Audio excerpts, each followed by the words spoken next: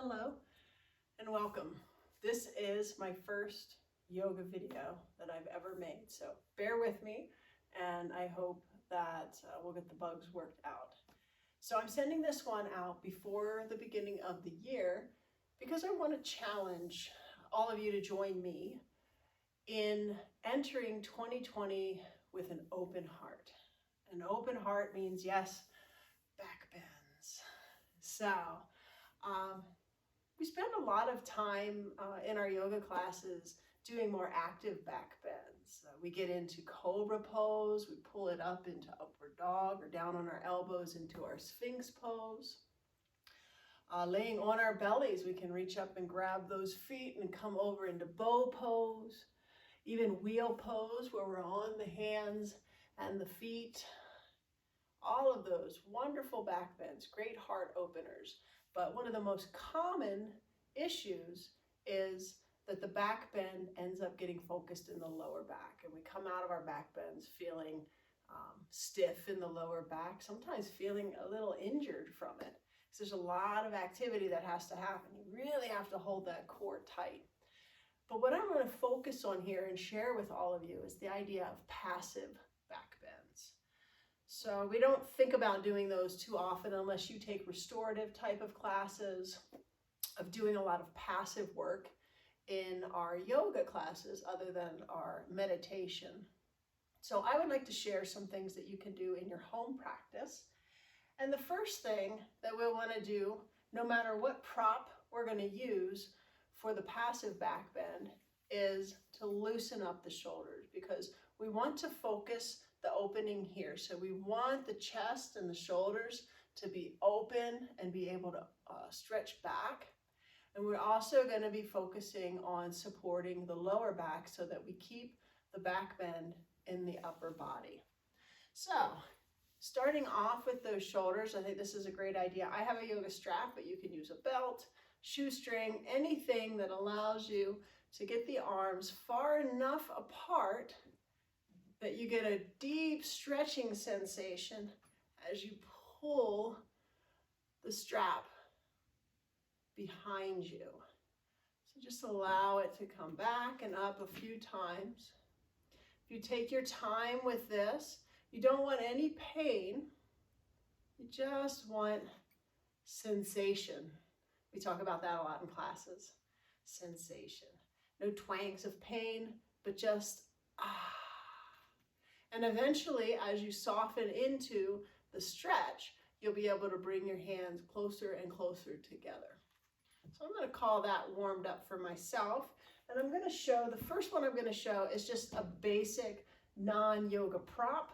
So anybody can grab a blanket. If you really want to make it bigger, you can add more than one blanket or use a big thick blanket. I'm going to roll this up, and I'm just going to let the rolled up blanket come right here up under my armpits.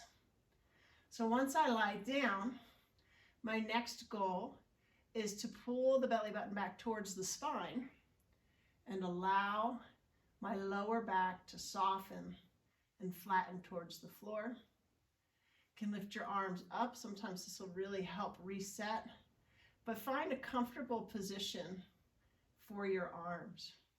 Now you can stay in this for as long as you would like. And at the end, when I show you all of these different variations, I'll show you some counter poses.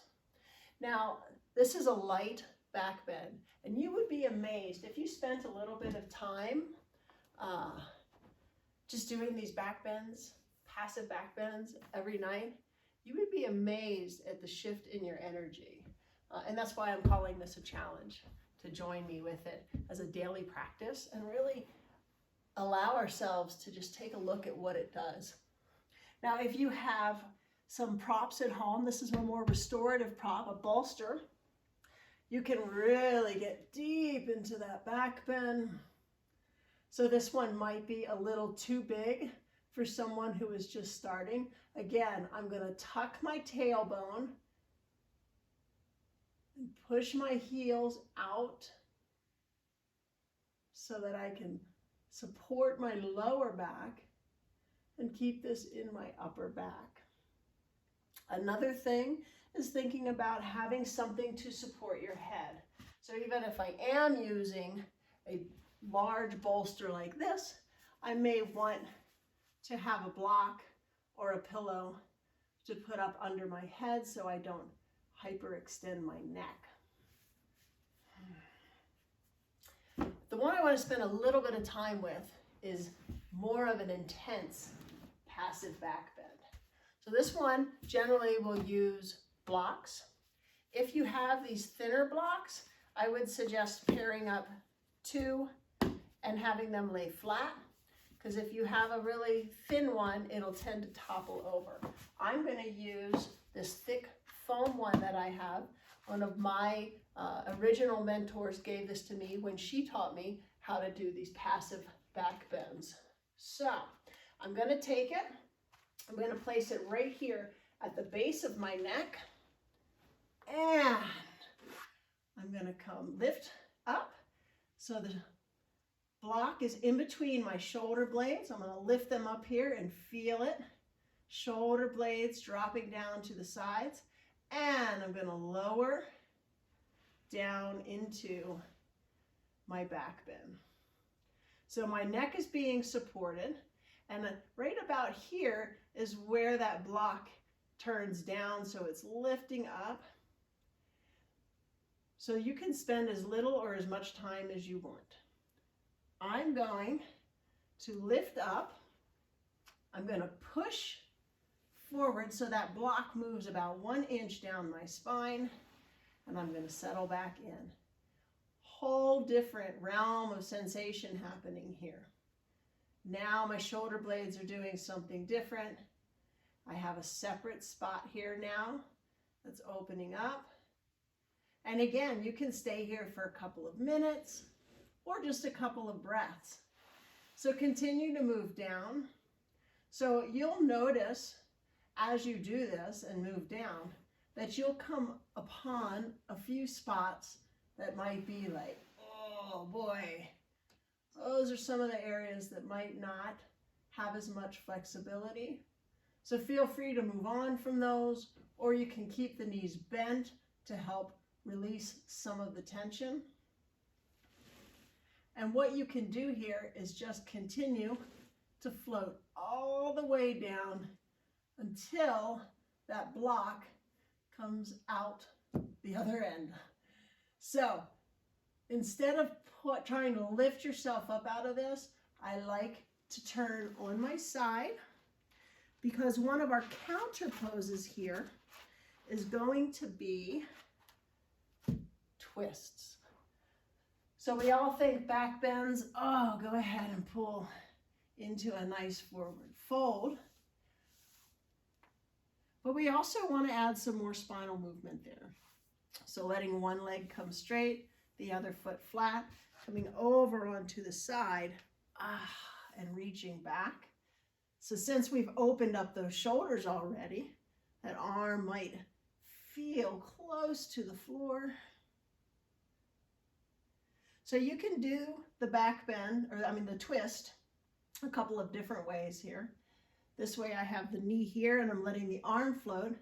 And the other way is to let the arm stay stationary and just let the knee hover over. You'll notice a difference in that twisting sensation, where along the spine you're feeling it.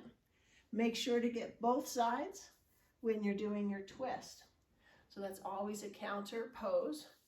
Know that those back bends can really tend to energize. So if you're doing it at nighttime, if that's your time to do a little bit of a practice, spend a little time afterwards in some forward folds. You can even use the blankets, or if you have that bolster, to come into a nice, easy, passive forward fold. All of those help settle the system. So again, try those with me. I would really enjoy to have any feedback from anybody who tries this and has some feedback on what it's changed in the way that they feel, maybe the way that you hold your body, maybe in a way that you physically feel.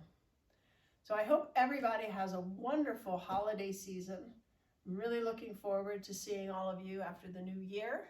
And I'm really looking forward to sharing some more of these videos. Thank you so much, and I'll see you next week.